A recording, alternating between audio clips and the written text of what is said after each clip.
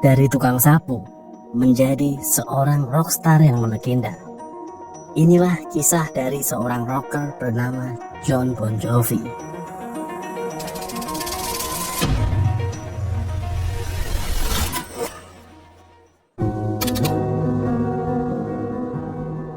Di pinggiran kota New Jersey, tepatnya di Schererville, Jon Francis Bon Jovi Jr.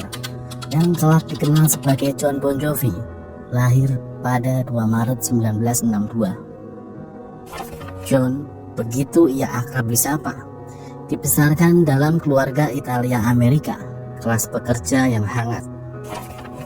Ayahnya adalah seorang penata rambut dan mantan marinir, sementara ibunya seorang mantan playboy bunny yang kemudian menjadi florist.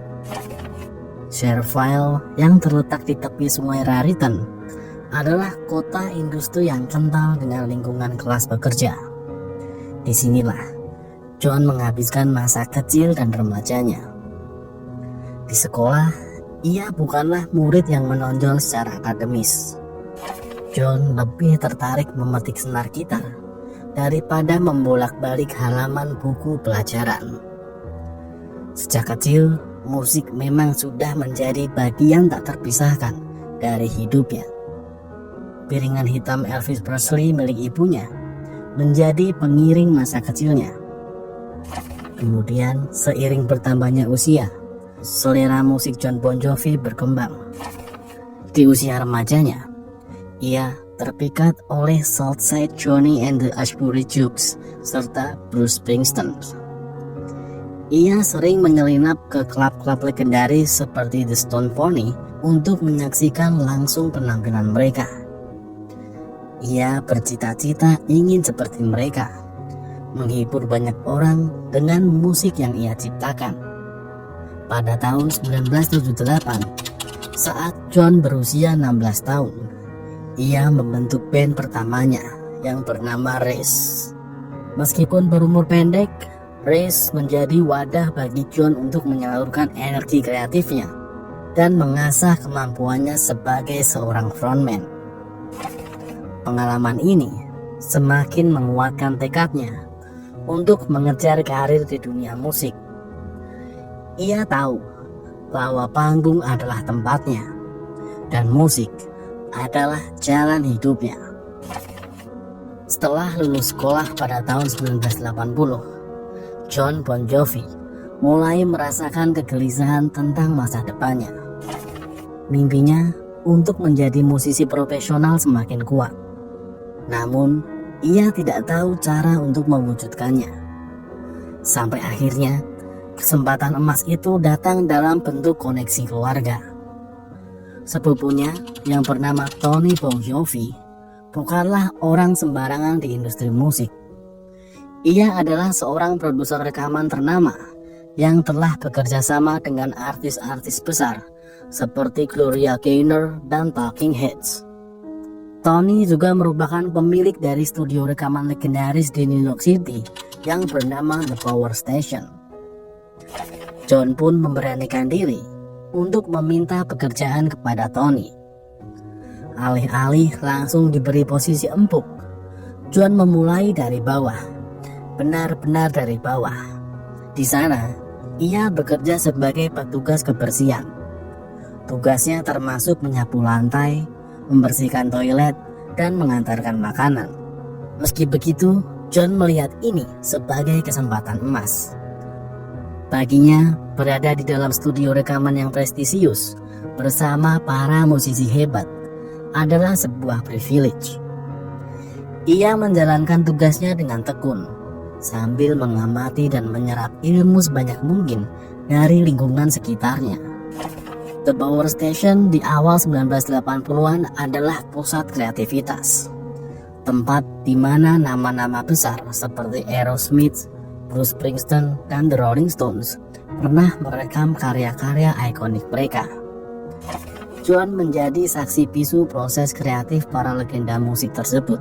Ia memperhatikan bagaimana para engineer bekerja di balik mixing board, bagaimana para produser mengarahkan musisi, dan bagaimana sebuah lagu dibangun dari nol hingga menjadi sebuah mahakarya. Kesempatan untuk berada di ruangan yang sama dengan para musisi profesional ini merupakan pendidikan musik yang tak ternilai harganya. Di sela-sela kesibukannya membersihkan studio, John menggunakan waktu luangnya untuk merekam demo. Salah satu lagu yang ia rekam di sana adalah Runaway. Tony yang terkesan dengan hasil rekaman tersebut kemudian membantu John untuk mempromosikan lagu itu ke stasiun-stasiun radio lokal dan juga memasukkannya ke label-label rekaman. Runaway, lagu yang direkam Jon Bon Jovi di sela-sela pekerjaannya sebagai petugas kebersihan ini, akhirnya menemukan takdirnya sebagai sebuah karya. Pada awal 1983, sebuah stasiun radio lokal di Long Island mengadakan sebuah kontes untuk mencari band-band lokal yang belum memiliki kontrak rekaman. Chip Hobart, direktur promosi di stasiun tersebut, memasukkan Runaway dalam kompilasi lagu-lagu yang akan diputar. Dan disinilah keajaiban terjadi. Runaway menjadi top request di radio. Berita tentang lagu hit misterius dari musisi yang belum dikenal ini menyebar dengan cepat di industri musik. Label-label rekaman yang sebelumnya mengabaikan Jon Bon Jovi kini berbalik mengejarnya. John yang saat itu masih berusia 21 tahun menjadi incaran perusahaan-perusahaan rekaman besar. Momen ini yang kemudian menandai kelahiran Bon Jovi sebagai sebuah band. Untuk menghadapi hiruk-pikuk industri musik dan tur yang akan datang, John tahu ia membutuhkan sebuah band yang solid. Ia kemudian merekrut teman-teman musisi berbakat yang telah ia kenal dari kancah skena musik New Jersey, yaitu David Bryan, Richie Sambora, Alec John Such, dan Tico Torres. Dari nama Jon Bon Jovi, akhirnya dipilihlah nama yang lebih ringkas dan mudah diingat, yaitu Bon Jovi. Setelah melalui proses negosiasi yang alot, John akhirnya resmi menjadi Jon Bon Jovi dan menandatangani kontrak dengan Mercury Records, label yang merupakan bagian dari raksasa Polygram pada pertengahan 1983. Dari yang awalnya hanya diputar di radio lokal, Runaway kemudian dirilis secara nasional dalam album debut self-titled dan berhasil menembus tangga lagu Billboard Hot 100 mencapai posisi ke-39 pada tahun 1984. Kesuksesan ini menjadi batu loncatan yang krusial bagi Bon Jovi untuk merilis album penuh kedua mereka di tahun 1985. Setelah merilis dua album pada tahun 1984 dan 1985, Bon Jovi kembali memulai proses penggarapan materi untuk album ketiga mereka. Mereka tahu bahwa album ketiga ini akan menjadi penentu. Apakah mereka akan menjadi band besar atau hanya sekedar numpang lewat? Proses rekaman album ini dimulai awal 1986. Untuk penulisan lagu, John dan Richie menjalin kerjasama dengan Desmond Child, penulis lagu profesional yang berpengalaman dalam menciptakan hits. John dan Richie bahkan melakukan sesuatu yang tidak biasa untuk menguji materi lagu mereka yang baru. Mereka menyewa sekelompok remaja lokal yang mereka sebut sebagai Pizza Parlor Jury untuk mendengarkan demo lagu-lagu baru mereka dan diminta memberikan feedback. Lagu-lagu yang mendapat respon positif dari para remaja ini yang kemudian direkam untuk album. Album yang diberi judul Slippery When Wet ini akhirnya dirilis pada tahun 1986. Dan hasilnya sungguh di luar ekspektasi mereka. Album ini langsung merajai tangga lagu di seluruh dunia. Single You Give Love a Bad Name menjadi single nomor 1 di Billboard Hot 100 pada November 1986. Kesuksesan album ketiga ini membawa Bon Jovi ke level popularitas yang berbeda. Mereka memulai tur dunia yang masif dan melelahkan, yang berlangsung hampir 2 tahun, dari 1986 hingga 1987. Setelah 2 tahun yang melelahkan menjalani tur dunia untuk tur album ketiga mereka, Bon Jovi kembali ke rumah mereka di New Jersey pada akhir 1987. Mereka telah mencapai puncak kesuksesan, menjadi superstar dan ikon musik rock. Album berikutnya akan menjadi pembuktian, dan mereka menamakannya dengan tepat, yaitu album New Jersey. Album New Jersey dirilis pada September 1988 dan langsung melejit ke puncak tangga album Billboard 200. Setelah mendominasi dekade 80-an dengan hard rock dan tembang balad yang melodius, Bon Jovi memasuki era 90-an dengan tantangan baru. Landscape musik telah berubah drastis. Suara-suara baru bermunculan, dan selera publik mulai bergeser. Ini adalah masa di mana Bon Jovi harus beradaptasi atau tertinggal. Awal 90-an ditandai dengan kebangkitan musik grunge dan alternatif. Band-band seperti Nirvana, Pearl Jam, dan Soundgarden yang berasal dari Seattle menawarkan sound yang lebih mentah, gelap, dan terdengar sangat kontras dengan apa yang diusung oleh Bon Jovi. Musik grunge dan alternatif dengan cepat mendominasi arus utama dan menjadi simbol budaya populer bagi generasi baru. Bon Jovi yang identik dengan hard rock 80-an mau tidak mau harus berhadapan dengan gempuran gelombang baru ini. Mereka dihadapkan pada pilihan sulit: tetap bertahan dengan sound lama mereka dan beresiko dianggap ketinggalan zaman, atau berevolusi dan menyesuaikan diri dengan tren musik yang sedang berkembang.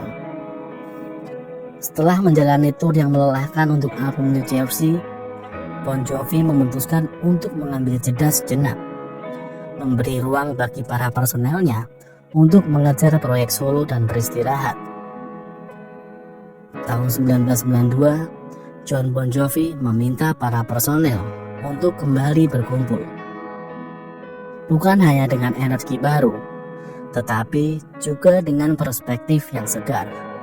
Jon sadar bahwa mereka tidak bisa hanya mengandalkan formula lama. Mereka perlu berevolusi. Maka dimulailah proses kreatif untuk album yang akan menjadi titik balik musikal mereka, yaitu Keep the Faith.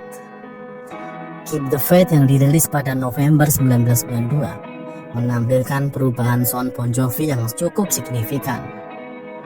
Meskipun masih mempertahankan elemen hard rock, album ini terdengar lebih dewasa dengan sentuhan blues, soul, dan bahkan gospel yang lebih kental. Jon mengganti style rambut panjangnya yang khas dengan potongan pendek yang menandakan perubahan dan awal yang baru. Bon Jovi berhasil melakukan transisi yang sulit ini dengan sukses. Keep the Faith diterima dengan baik oleh pasar. Album ini berhasil mencapai posisi kelima di Billboard 200 dan membuktikan bahwa Jon Bon Jovi berhasil membuat musik Bon Jovi masih relevan di era musik yang baru.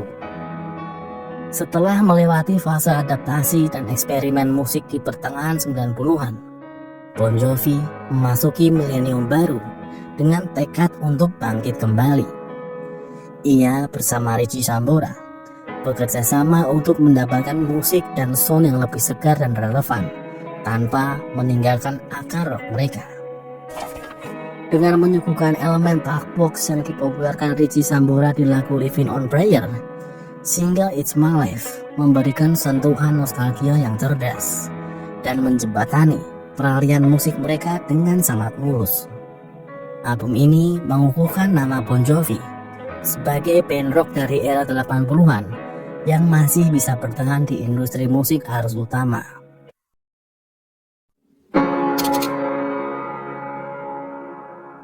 Di balik gemerlap panggung dan hingar-bingar musik rock, Jon Bon Jovi menyimpan jiwa sosial yang besar. Kesuksesan dan ketenaran tidak membuatnya lupa pada akarnya dan realitas di sekitarnya. John menyadari bahwa ia memiliki platform dan sumber daya untuk membuat perbedaan, dan ia memilih untuk menggunakannya untuk membantu mereka yang membutuhkan. Ia melihat langsung bagaimana orang-orang berjuang untuk memenuhi kebutuhan dasar mereka, dan ia tergerak untuk melakukan sesuatu. Pada tahun 2006, John mendirikan Jon Bon Jovi Soul Foundation. Yayasan ini memiliki misi untuk memutus siklus kemiskinan, kelaparan, dan tunawisma melalui program-program inovatif dan berkelanjutan. Jon Bon Jovi membuktikan bahwa kerja keras tidak pernah mengkhianati hasil. Dan lebih dari itu, ia adalah contoh nyata dari seorang public figure yang menggunakan ketenaran dan kekayaannya untuk tujuan yang mulia. Dari seorang tukang sapu di studio, Jon Bon Jovi menjelma sebagai musisi rock legendaris, sekaligus seorang humanitarian yang berdedikasi untuk membuat dunia menjadi tempat yang lebih baik.